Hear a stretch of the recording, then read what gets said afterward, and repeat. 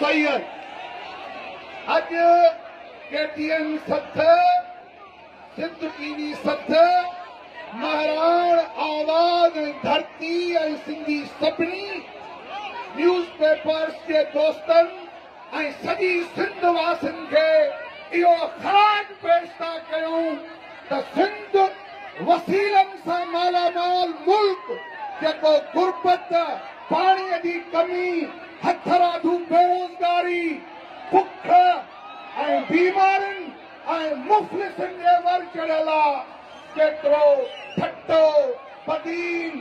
थरपार कर रदे देरे खां वठी कारो कामण कैंसर एड्स ऐं लातादाद बीमारियूं आहिनि असांजूं अस्पतालूं ॻोठ जनाज़नि सां भरियल आहिनि पर सिंध पंहिंजे सकाफ़त पंहिंजे तमंदुन पंहिंजे क़ौमी इख़्तियार पंहिंजे पटके पंहिंजे अजरक पंहिंजे माउ जी पार्टी सां अॼु रंगनि सां चरकी पई आहे त असां ख़ुशहाली चाहियूं था असांखे बुख न खपे असांखे इख़्तियार ऐं मालिकी ॾियो असांखे कब्ज़ो मंज़ूर न आहे असां इंसानी दाह सां जीअण चाहियूं था असांखे मज़हबी जुनूनियत मुलाहियत ऐं कब्ज़ेगीरी ऐं रिश्वतखोरी क़बूल न आहे धरती ते ख़ुशहाल ऐं बावकार जीअण चाहियूं था मज़हबी जुनूननि जो ख़ात्मो चाहियूं था गुरबत जो ख़ात्मो चाहियूं था सिंध जीए पर सॼी काइनात जा इंसान जीअनि हिन धरती ते असां तशद्दुद ऐं वहशत ऐं कब्ज़ेगीरी ऐं दहशतगर्दी जा न असां प्यार राग मौसीकी इज़त ऐं भाईचारे जा क़ाइल आहियूं दहशतगर्दी ऐं कब्ज़े जा क़ाइल न अॼु सॼी सिंध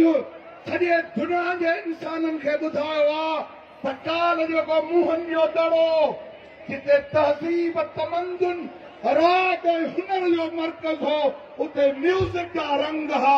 अॼु प्रेस क्लब कराची खां वठी नगर पार कर जे पहाड़नि जिते शहीद रूप ने कोल्ही खे साड़ियो ऐं फाड़ी ॾिनी वई उन मैदान खां वठी साईं जीअन सैयद जे मज़ार उनजी मज़ार खां वठी बोडो सूमरो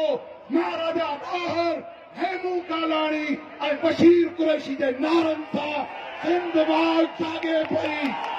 नारे नारे नारे सिंध नारे नारे नारे सिंध तुंहिंजो रबर मुंहिंजो रबर तुंहिंजो रबर मुंहिंजो रबर